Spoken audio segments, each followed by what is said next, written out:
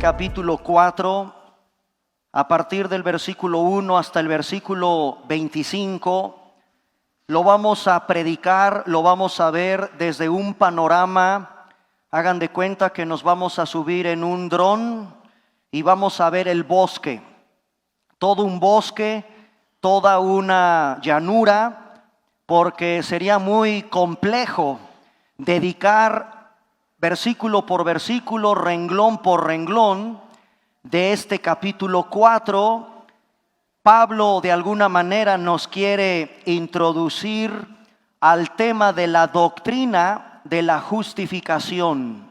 La doctrina de la justificación, y ese va a ser el tema de esta tarde, estudiando el capítulo 4, tratando de, insisto, estudiar todo un panorama general, subiéndonos en un avión, en un helicóptero para ver todo el bosque.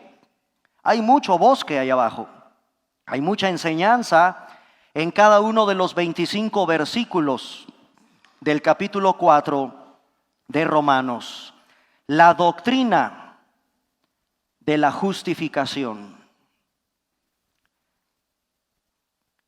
Hermanos, estamos estudiando soteriología, el tema de la salvación. Es un tema que debe de mover las fibras más sensibles de tu vida. Porque millones, y no exagero con decir millones, de seres humanos, a las 12 de la tarde con 10 minutos del día de hoy, están muriendo sin Dios, sin fe, sin esperanza.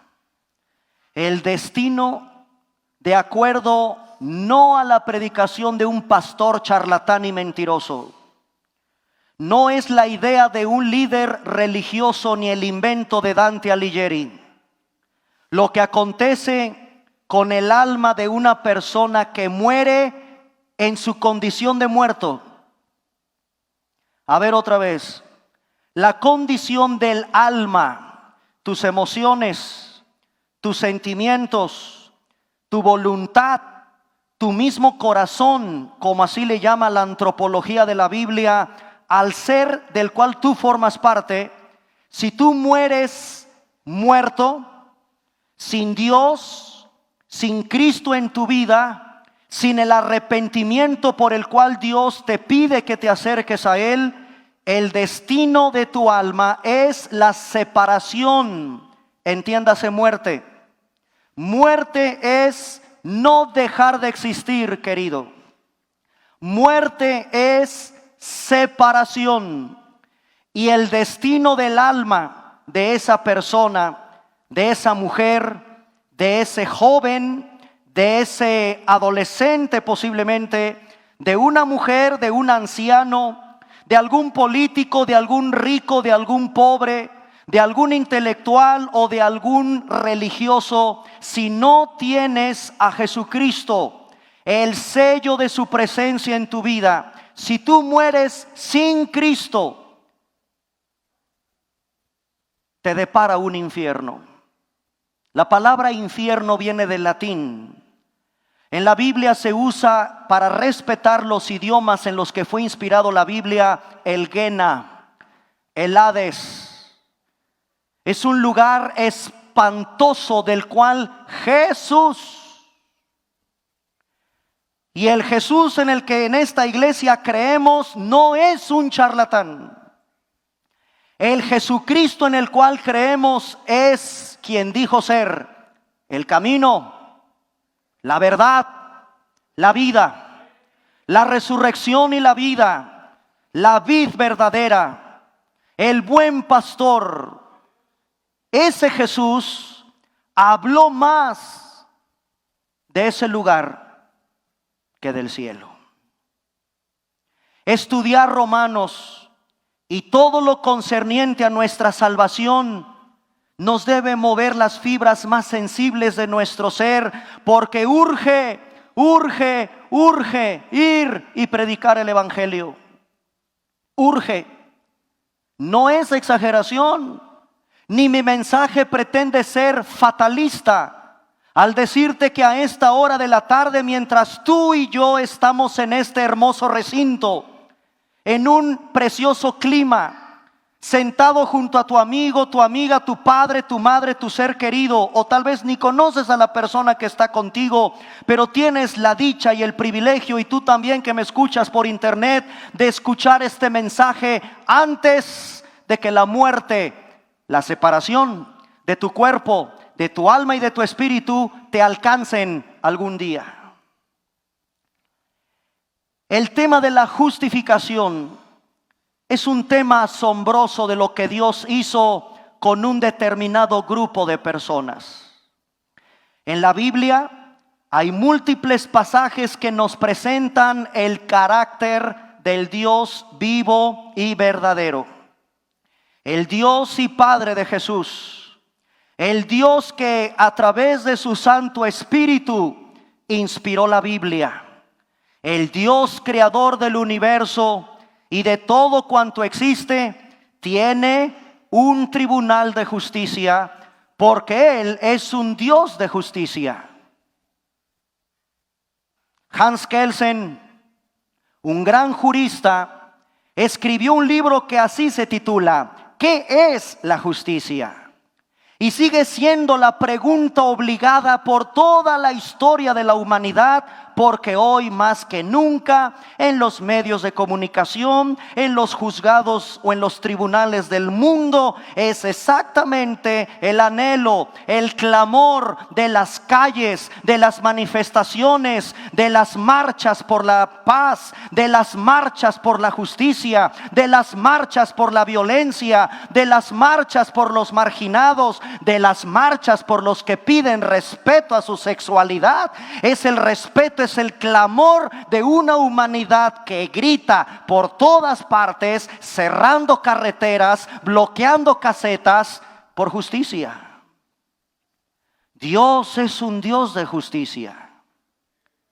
En el Antiguo Testamento, por ejemplo, hay un libro que es un tesoro de sabiduría. Este libro, que es un tesoro de sabiduría, Dios se encapsuló en pequeñas frases la sabiduría más excelsa que proviene directamente de la misma sabiduría del Dios Todopoderoso. Y lo encapsuló para ti y para mí, para que los 31 días que tenga un mes, en 31 capítulos, tú tengas cuando sales a trabajar, cuando sales a la escuela, cuando vas al gimnasio, cuando pagas tus impuestos, cuando haces tus negocios, cuando sales a la calle. El Dios precioso, sabio y perfecto encapsuló en proverbios, en frases cortas, la profunda sabiduría que tú y yo necesitamos para vivir. Claro que se requiere de mucha sabiduría para tomar decisiones en la vida. Hermana, hermano, amiga, amigo que me escuchas, muchas de las fatídicas consecuencias de tu vida, sobre todo en el área económica, tienen que ver por tus terribles decisiones y porque no se te ocurrió abrir un libro que está a tu alcance, que se llama Proverbios. Muchas de tus consecuencias que hoy recoges quizás con lágrimas son porque cerraste tus oídos y tus ojos al consejo directamente de Dios. Y le hiciste caso al banquero, al Coppel, al prestamista al político, al diputado, al que te ofreció una plaza, al que te prometió tal cosa, y no hiciste caso del consejo de Dios. Aquí se encuentra un proverbio, el capítulo 17, versículo 15, que debe de estar presente en todos los tribunales de justicia del mundo. En México hubo un sacerdote que escribió uno de los pensamientos más bellos de precisamente la justicia y de la patria que él añoraba tener. El cura de Carácuaro, don José María Morelos y Pavón, escribió los famosos Sentimientos de la Nación. Y es común, afuera de los juzgados federales, ver la frase célebre del siervo de la nación, como también se le llama a este cura del pueblo de Carácuaro, ilustre mexicano, nacido en Morelia, de ahí su nombre que viene Morelia en honor a él, fusilado en el mes de diciembre en el municipio de Ecatepec, Estado de México, y afuera de los tribunales de justicia de nuestro país, están las frases célebres de Morelos para que existan tribunales que defiendan del poder del arbitrario a todo el pobre que se acerque a él. Palabras más, palabras menos, parafraseando las frases célebres de los Sentimientos de la Nación. Aquí, miles de años antes de Morelos, miles de años antes, cientos de años antes del Imperio Romano, que acuñó frases impresionantes para el derecho, para la justicia. Vamos a pensar que estamos en una clase de derecho romano. Y los romanos decían: Justitia est constant et perpetua voluntas iusum quique tribuendi. El derecho es, o la justicia es, la constante y perpetua voluntad de darle a cada quien lo suyo.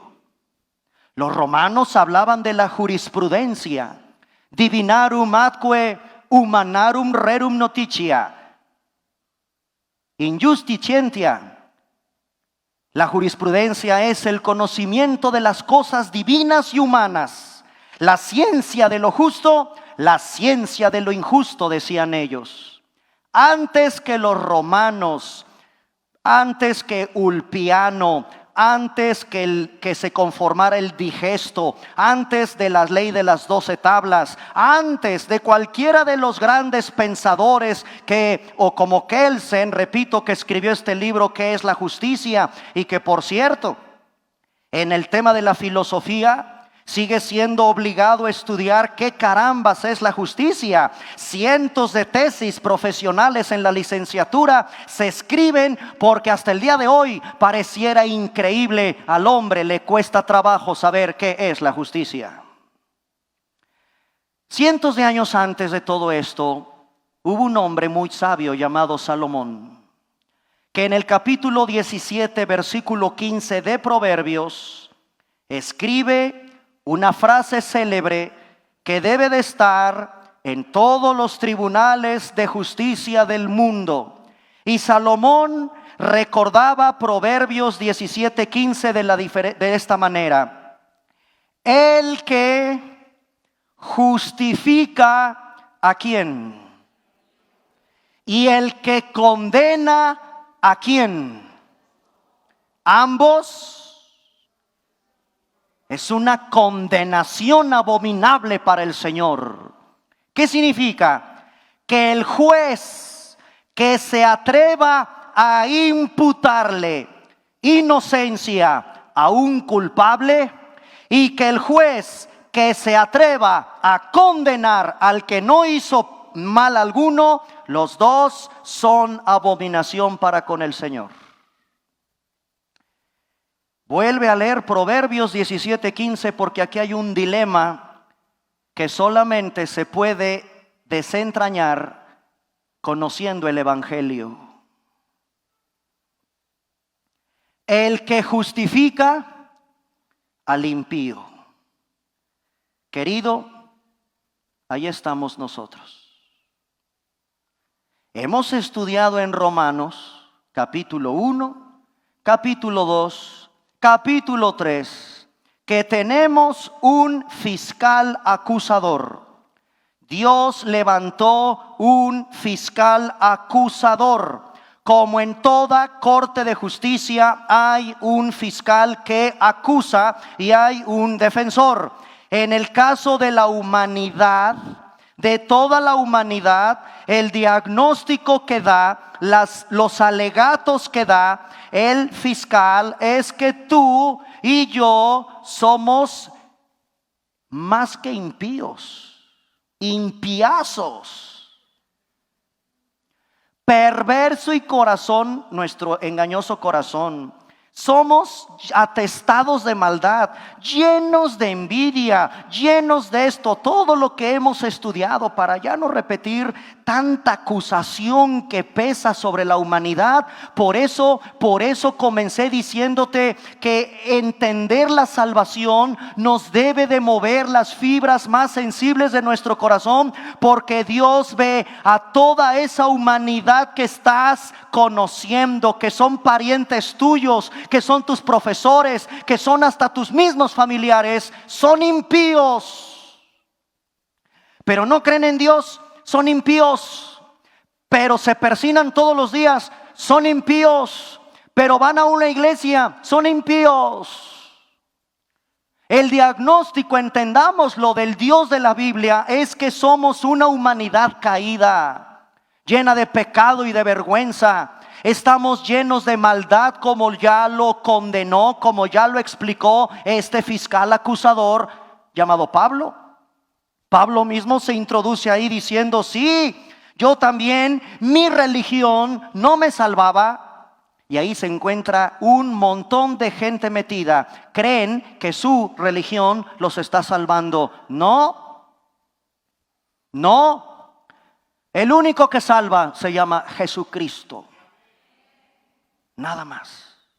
No es mi lenguaje, no es la disertación de mi homilético mensaje, es el mensaje de la Biblia.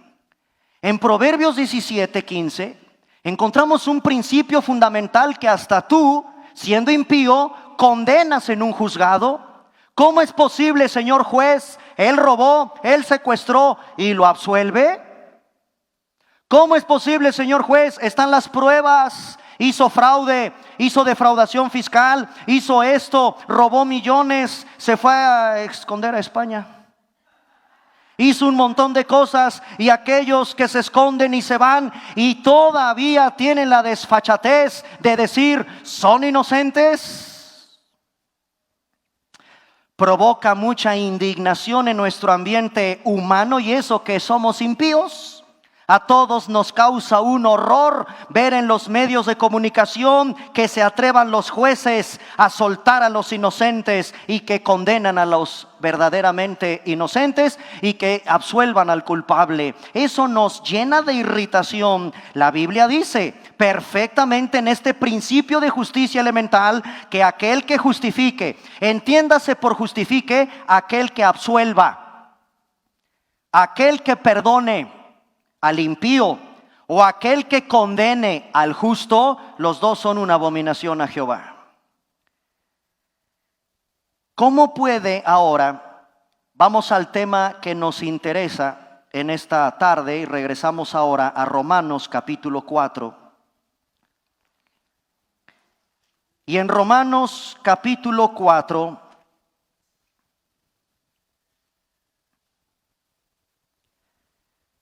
versículo 5.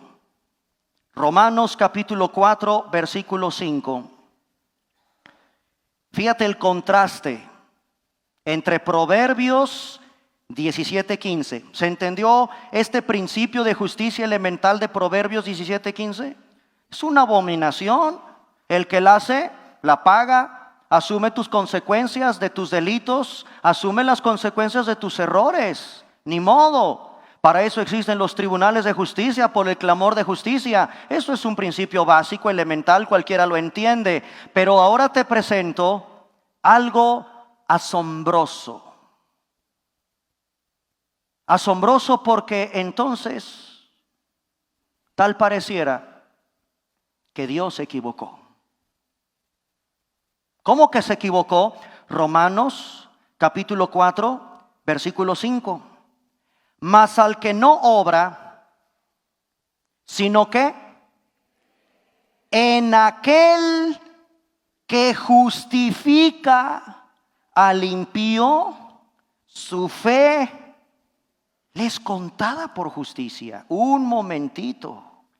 ¿Cómo? Pero si yo estoy leyendo en Proverbios 17:15, ¿cómo que justifica al impío? No, son términos incompatibles. Se justifica al inocente, se justifica al limpio, se justifica al que no hizo mal, pero no justificas a un impío. Al impío lo condenas.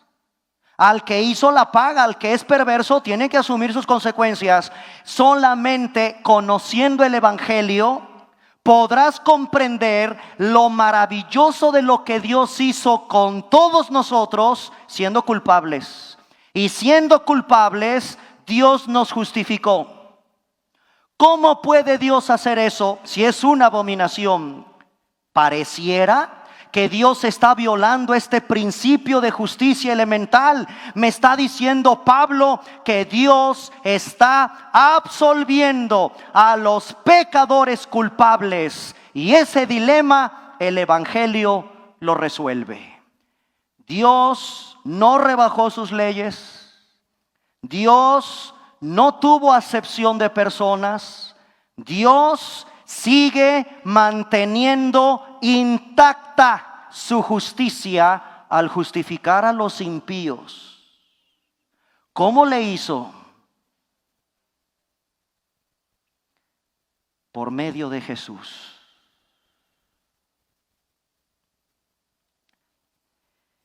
Me voy a adelantar unos capítulos adelante al capítulo 8 de Romanos.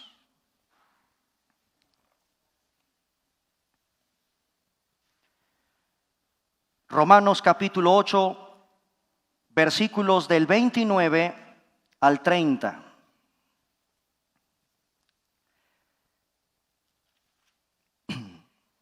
Romanos 8, del 29 al 30. Si puedes ponerle una notita, o ustedes que están anotando, a Romanos capítulo 8, de los versículos 29 al 30, hoy vengo muy de muchos latinajos. El ordo salutis. Ordo sin H, ordo salutis. Romanos 8, del 29 al 30. ¿Qué es eso? El ordo salutis. Ya sé que ustedes no son discípulos de Papiniano, se los voy a traducir al español. El orden de la salvación. Ahí está traducido. Ahora sí lo vas a entender. Conste que me adelanté, te pido una disculpa, por favor, discúlpame. Para que ubiquemos en dónde está la justificación, vámonos al ordo salutis. Dice Romanos capítulo 8, versículos del 29 al 30. Porque a los que antes conoció, también los predestinó para que fuesen hechos conforme a la imagen de su Hijo, para que Él sea el primogénito entre muchos hermanos. Y a los que predestinó, a estos también llamó, y a los que llamó, a estos también. Y aquí está el tema que estamos indagando en el capítulo 4. ¿Qué hizo el Señor? Y a los que justificó, los va a glorificar o los glorificó. ¿Encuentran el orden? Se llama por eso en el latín, en el idioma de los teólogos, renombrados teólogos, que les encanta poner nombres raros al pasaje de Romanos 8 del 29 al 30, el ordo salutis, el orden de la salvación. Cuando lleguemos ahí indagaremos, pero te quiero adelantar algo impresionante. La salvación tuya y mía estuvo diseñada desde antes de que nacieras. Versículo 29, lo primero que hizo el Señor fue en la eternidad pasada conocerte.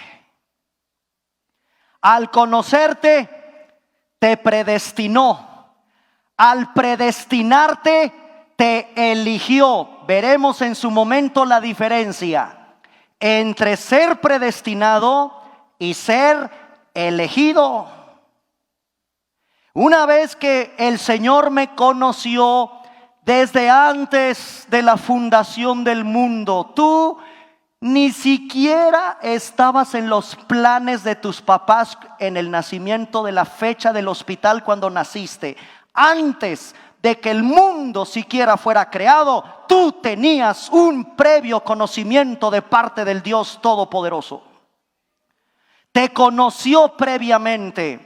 Y al haberte conocido en aquella eternidad pasada, en la eternidad pasada, te predestinó. Al haberte predestinado, te eligió. No elige a todos para salvación. Te eligió a ti. Una vez elegido, te llamó.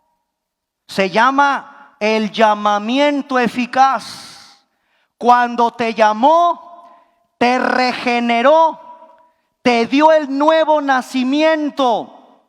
Al haberte dado la regeneración y el nuevo nacimiento, hubo una conversión en ti por el arrepentimiento y por la fe.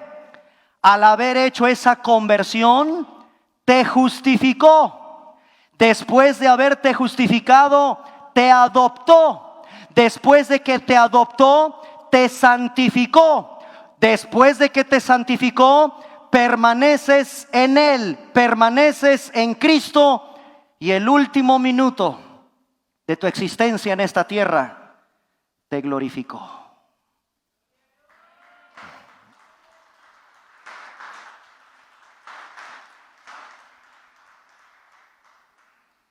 Vuelvo a repetir el verbo. No dije te va a glorificar. Dije ya te glorificó.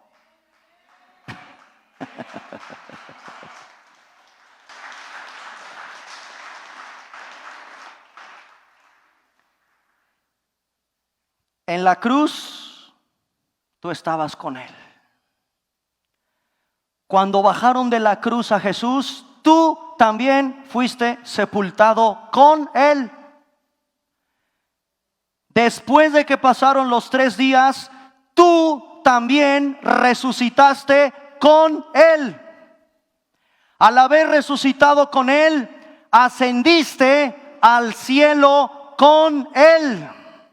Y al estar en la ascensión del cielo, te sentaste con Él. Eso se llama mi salvación o mi identidad posicional en Cristo.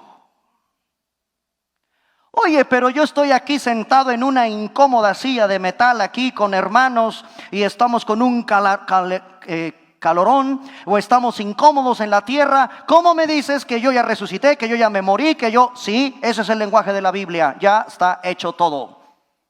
Tú estás sentado juntamente con Él en lugares celestiales, en Cristo Jesús. Ese es el lenguaje profundo de la carta del apóstol Pablo a los Efesios. El cristiano que conoce posicionalmente dónde está colocado, dónde está sentado, ejerce una autoridad impresionante. Cuando oras, cuando predicas el evangelio, perdónenme, no existe en el universo un lugar de máxima autoridad que a la diestra del Padre en las alturas, y tú estás ahí con Él. Eso es asombroso.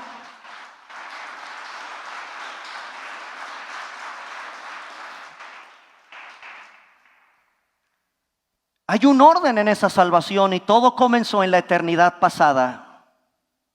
Tú no hiciste nada. Sé que puede complicarse esto, pero para eso tenemos la palabra de Dios. Y cuando lleguemos al Ordo Salutis, entraremos, por supuesto sé, que tienes dudas, es normal, es obvio, con el tema del conocimiento previo, por ejemplo. Con la predestinación famosa que a todo mundo nos desgarra las vestiduras. Con el tema de la elección. Hermanos, son tópicos, son temas obligados de estudio de todo cristiano que paga el precio de estudiar Romanos. Por eso Romanos es la constitución del cristianismo. Es el libro pilar fundamental de la doctrina cristiana. Ante la complejidad de los temas, regresamos a Romanos capítulo 4. Pablo ahora se va a ejemplificar este precioso tema de la doctrina de la justificación con un hombre extraordinario. Pero tampoco se vale, y que me perdonen los señores rabinos, son celosos. Les voy a leer dos comentarios rabínicos. ¿Sí saben qué es un rabino?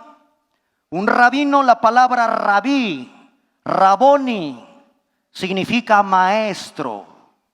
Ah, cómo nos gustan esos nombres. Aduladores, maestros de la ley. Hasta el día de hoy están dentro de la comunidad judía. Los respetamos, desde luego. No se trata que este mensaje hiera la susceptibilidad del pueblo judío, y mucho menos de los que idolatran demasiado al padre Abraham, pero sí, Pablo, por algo, siendo judío, conoce a su mismo pueblo y sabe lo religioso, sabe lo idolátrico que suele ser, aunque Dios prohíbe la idolatría. Si encontramos en el pueblo de Israel mucho celo religioso.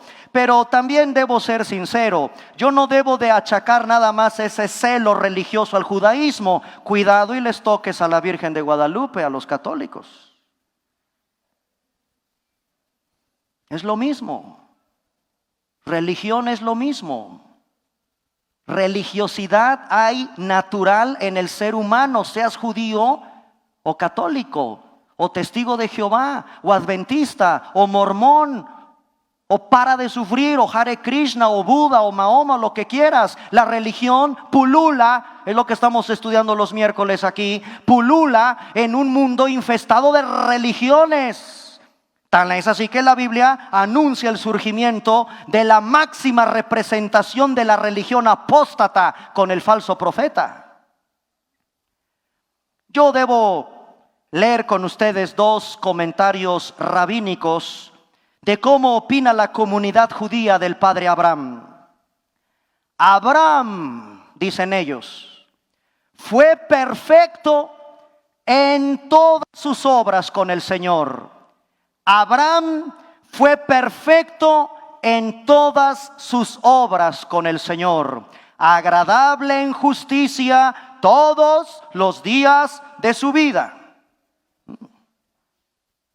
Otro comentario rabínico dice de la siguiente manera: nadie fue hallado como él en gloria.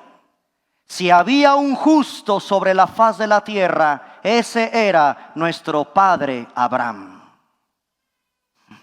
¿Ven cómo el Espíritu Santo no se equivocó de ponernos aquí a Abraham? ¿Por qué no nos puso a Samuel?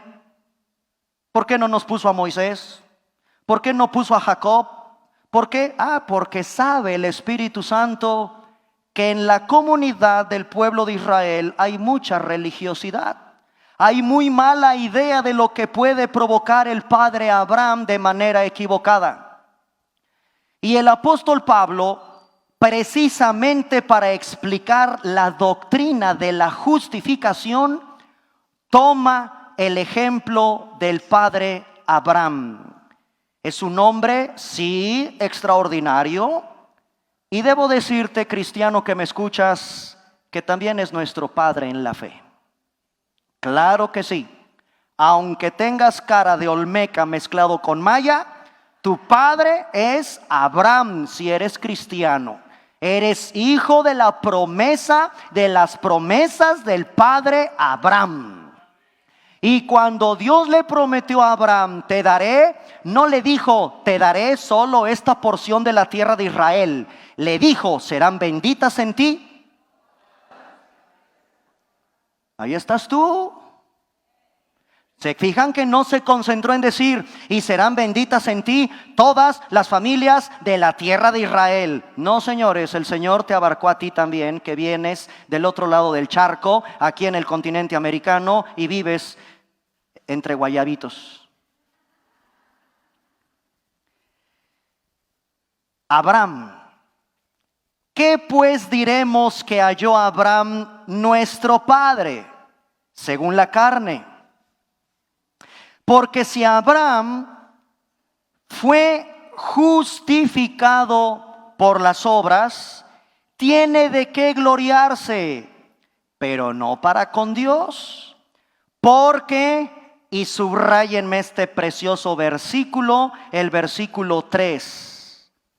El versículo 3 es hermoso, te voy a decir por qué. Se dan cuenta que Pablo no dice, porque, ¿qué dijo la Escritura? ¿Verdad que no dice así? ¿Cómo dice el versículo 3? Presente, señores. ¿Qué dice la palabra de Dios? No, ¿qué dijo la palabra de Dios? Este libro está vigente hoy como nunca antes. Presente hoy para tu vida. ¿Qué dice el Señor hoy? Y Dios te está hablando a ti que me estás escuchando hoy. No digas, ya me habló, me hablará. Te está hablando cada que abres las páginas de su santo libro. ¿Qué dice el Señor?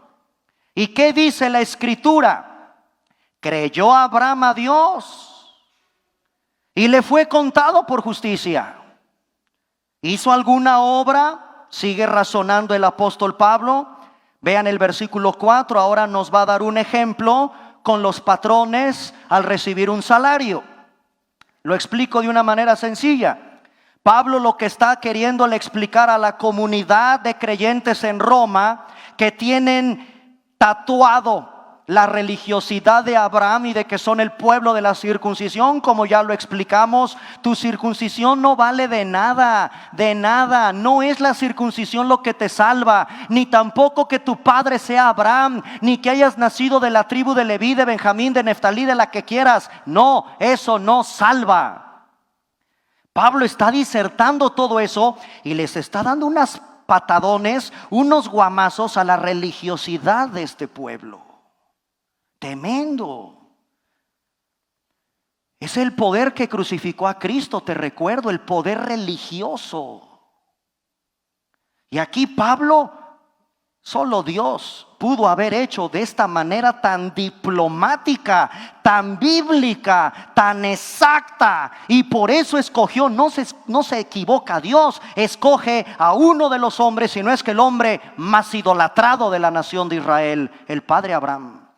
Otro muy idolatrado por ahí es ese chamaquito que se le ocurrió matar un gigantón. Por eso en el capítulo 4 lo menciona en el versículo 6. Tanto Abraham como David, los dos grandes hombres del pueblo de Israel, fueron los dos justificados exactamente de la misma manera. Y es exactamente la misma manera en que tú y yo fuimos justificados. Padre Abraham, ejemplificado ahora lo que hizo o lo que no hizo con el pago de tu quincena, con el pago de tu cheque de tu patrón. La empresa, el patrón, está obligado a pagarte porque tú hiciste algo. ¿Qué hiciste? Trabajé de tales a tales horas. Trabajé el domingo, trabajé días festivos, no tomé vacaciones, las trabajé, págame.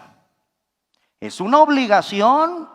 El patrón no te va a decir, mira, soy muy buena onda, soy muy buena gente, te doy un cheque. No, papá, es tu obligación. Yo contraté contigo, yo acordé contigo estos requisitos, sé cuáles son mis derechos, sé cuáles son mis obligaciones, trabajo, me pagas, punto. No me estás haciendo un favor.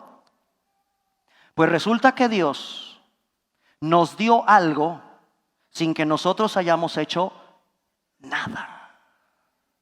Y así fue Abraham, y así fue David, y así fuiste tú y yo cuando venimos a esa cruz. Sin nada. ¿O qué? ¿Trabajaste por tu salvación? ¿O qué? ¿Cuánto pagaste por tu salvación? ¿Cuántas peregrinaciones, procesiones, rituales? ¿Cuánto? ¿De qué hiciste? No, hermanos. A Dios venimos peor que limosneros. Peor. Peor que aquellos mendigos de la calle que solamente postrados en la banqueta de algún rincón sucio levantan su mano para que le caiga tan solo una miserable moneda. De esa manera el hombre llega postrado, rendido, arrepentido, con dolor en su corazón, totalmente desprovisto de ningún mérito alguno ante el Dios que me escogió desde la eternidad. No hago nada, no puedo hacer nada, todo lo hizo Él en el Calvario. El que obra, versículo 4, no se le cuenta el salario como gracia, o sea, como un regalo, sino como deuda. Al que no obra, que es el versículo que ya leímos, sino cree.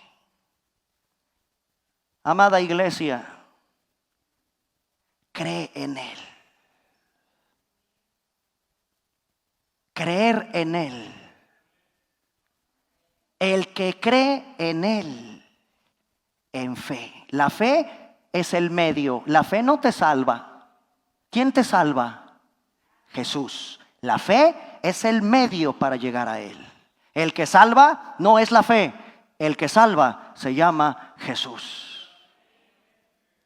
Cree en Él. ¿Nada más eso? ¿Nada más así? ¿Creer y ya? Por asombrado que parezca ser esto, no todos creen.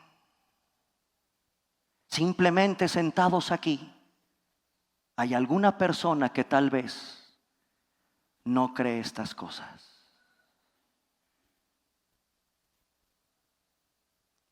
Aquel, versículo 5, que cree en aquel que justifica al impío, su fe, y ahora viene un término un cuanto tanto contable económico, Dios te deposita a tu cuenta, le es contado, Dios te deposita justicia. En otras palabras, tu cuenta está en bancarrota. Ni un peso tienes en esa mugrosa tarjeta. Cuando tú le entregas tu vida al Señor, vienes a Cristo en arrepentimiento y fe, fe para creer en Él, en Cristo, Jesús, que es justo, que tiene todo, depositará en tu cuenta que no tiene nada, su cuenta de Él, su justicia de Él, lo que es de Él en la tuya. Su justicia no tuya, tú no tienes nada. Y como diría don Teofilito, ni tendrás. No, por más que le intentes y le hagas, no puedes alcanzar el cielo, no puedes, y no me vengas con cumplir los mandamientos, las leyes del Señor, no. El capítulo 4 nos va a enseñar precisamente eso. No es el cumplimiento de la ley, es por la fe. Y esa cuenta, la justicia de Él sí es perfecto, Él sí es justo, se te abonará a ti. Eso implica lo que Pablo está tratando de decirnos en el versículo 5. Ahora, fíjate el versículo 6, va con David. Como también David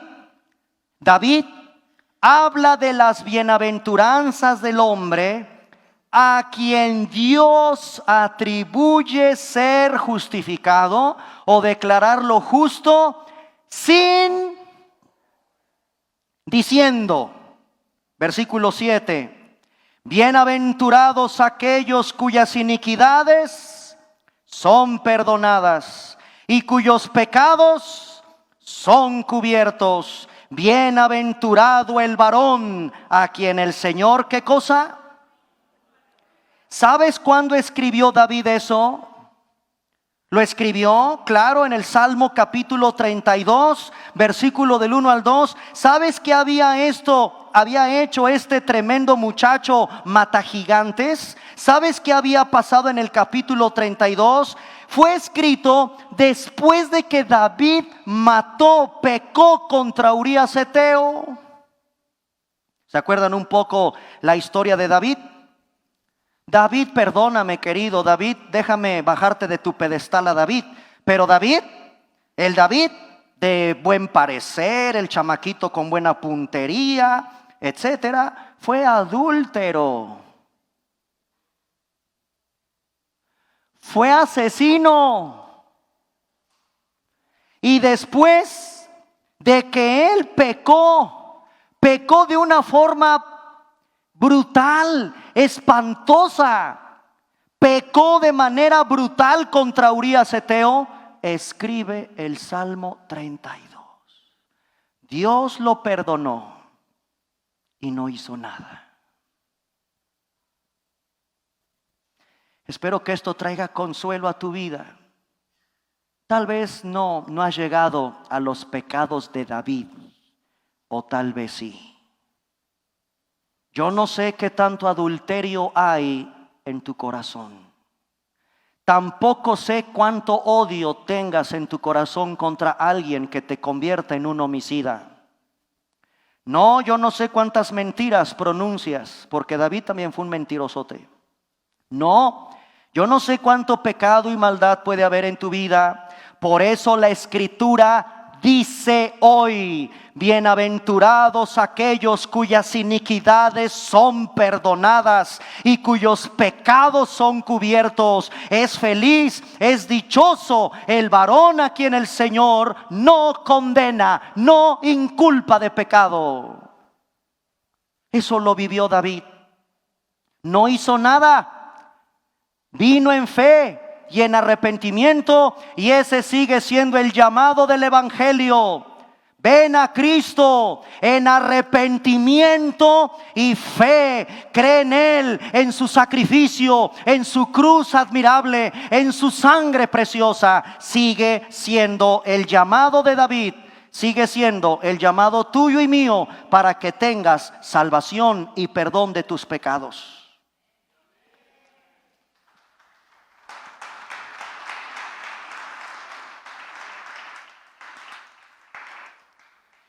Para que se entienda, y con esto termino, eso de poner en la cuenta de otro, acompáñenme a la carta en el Nuevo Testamento de Filemón. Filemón está antes del libro de Hebreos.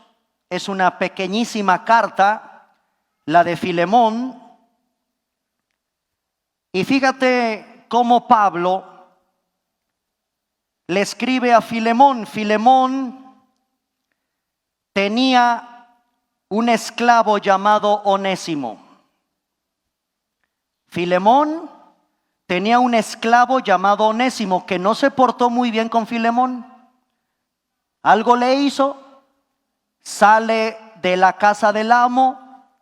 La historia nos narra que Filemón fue a otra provincia. Ahí lo detienen porque hizo alguna otra travesura, y en la cárcel conoce a Pablo. Pablo le comparte a este esclavo Onésimo el evangelio. ¿Y qué creen que hace Pablo con Onésimo cuando sale en libertad? Le dice a Filemón, por eso le escribe ahora al amo: oye Filemón, conocí a Onésimo, yo sé que fue tu esclavo, se portó muy mal contigo, te quiero pedir un favor. Lo voy a devolver a ti, te lo regreso, pero ya no lo veas como un esclavo, porque Filemón era cristiano y Onésimo no, mal portadón el muchacho. Pablo le comparte de Cristo, regresa Onésimo y le dice Pablo a Filemón: Filemón, por favor, recíbelo otra vez, dale una segunda oportunidad, pero ya no lo veas como esclavo, perdónalo, ahora es tu hermano en la fe. Y fíjate a qué grado Pablo le escribe a Filemón en el versículo 18: y si en algo te dañó, o si Onésimo algo te debe, ¿qué cosa hace Pablo? Eso hizo Cristo con tu cuenta. ¿Se dan cuenta? Tú ofendiste al Señor, papacito, perdóname. Tú ofendiste al Señor, al igual que el esclavo, y además, los esclavos, claro. Onésimo se parece mucho a nosotros, esclavos y gruñones y conjetas y mal portados y pedantes y envidiosos y groseros y lo que quieras. Y aquí vemos una ilustración preciosa de lo que es el evangelio también, porque una vez que tienes ese encuentro con el Señor y Pablo le dice: hey, te aviso, si algo tiene por ahí de deuda, no te preocupes, yo pago por él, ponlo a mi cuenta. Eso hizo Cristo contigo. Ya no tienes entonces ninguna deuda con Dios. Nada. Todo lo pagó. Todo lo pagó. Tus pecados pasados, tus pecados presentes y tus pecados futuros, ya los pagó el Señor. Claro, esto es en el ordo salutis a los que Él conoció. Pónganse de pie, por favor. Se va muy rápido la predicación, oigan, ¿por qué adelantan el reloj?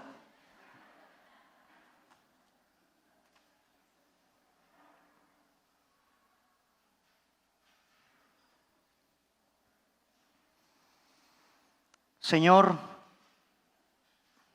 venimos en esta preciosa tarde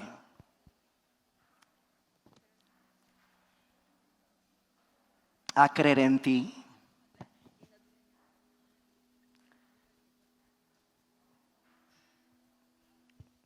Sigue, Señor, salvando las almas. El que justifica al impío.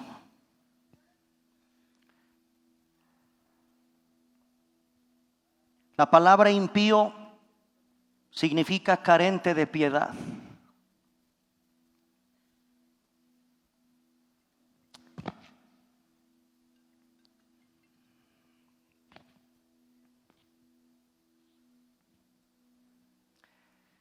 Así con sus ojitos cerrados, con sus ojitos cerrados, nadie se distraiga. Quiero volver a leer el orden que dice Pablo en Romanos capítulo 8.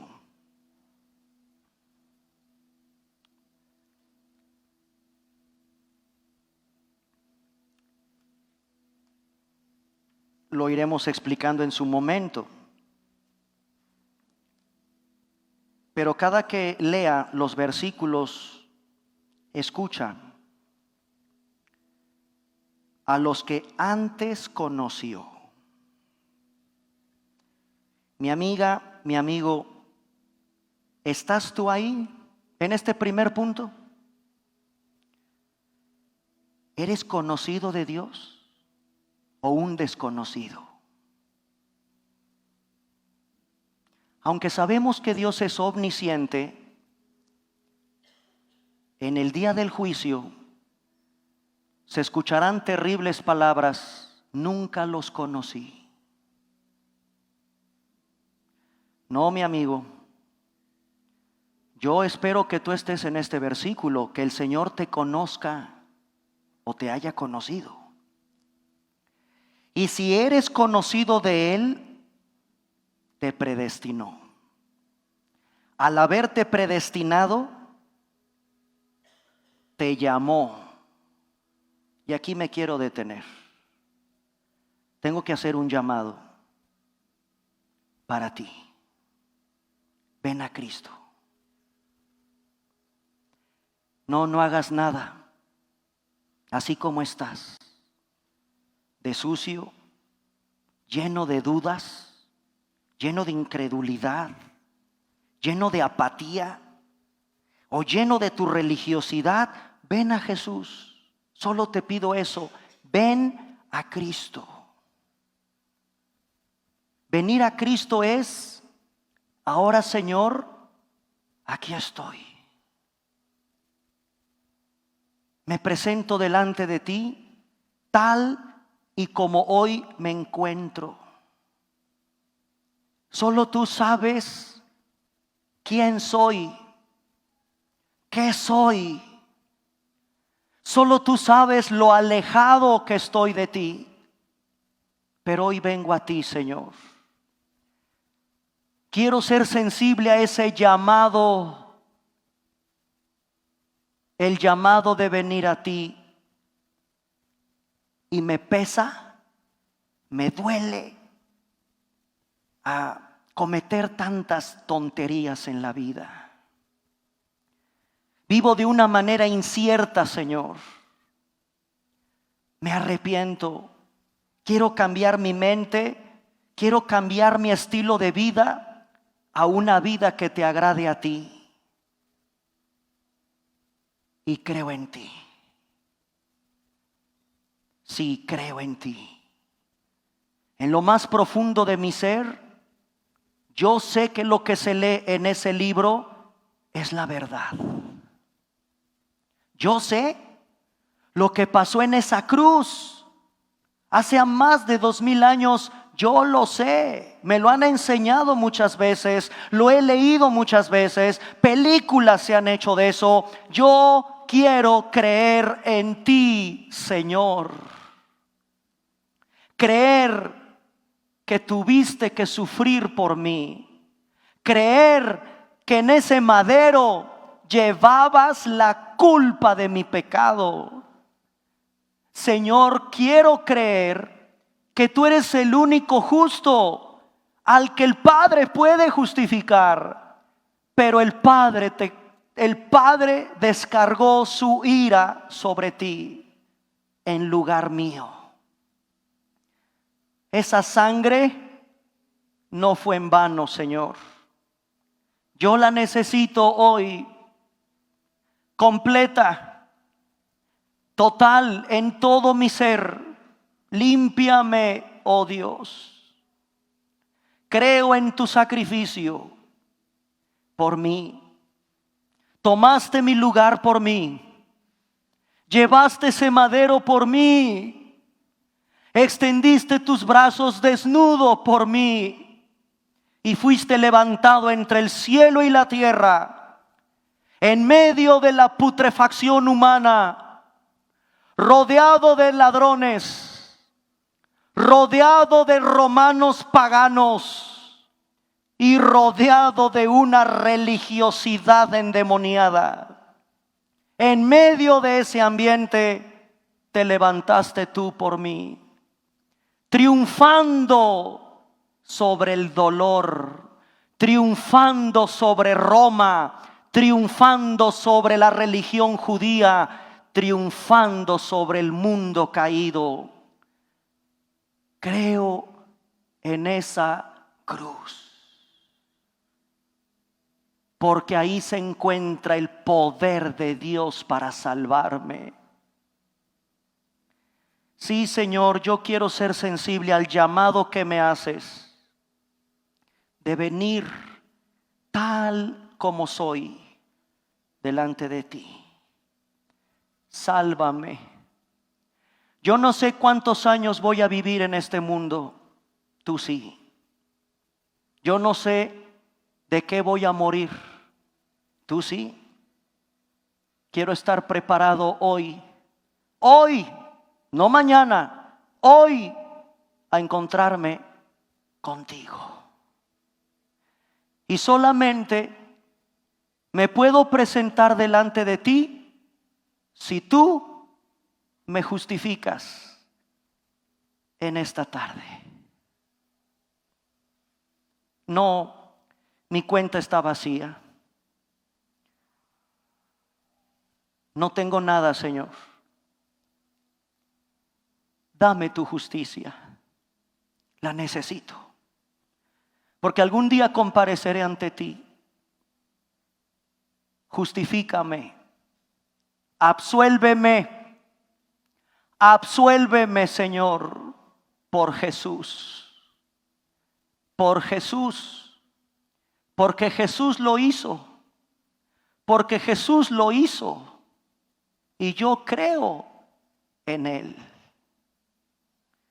Al morir, fuiste sepultado y resucitaste para que hoy me pudieras justificar. Creo en ti, Señor,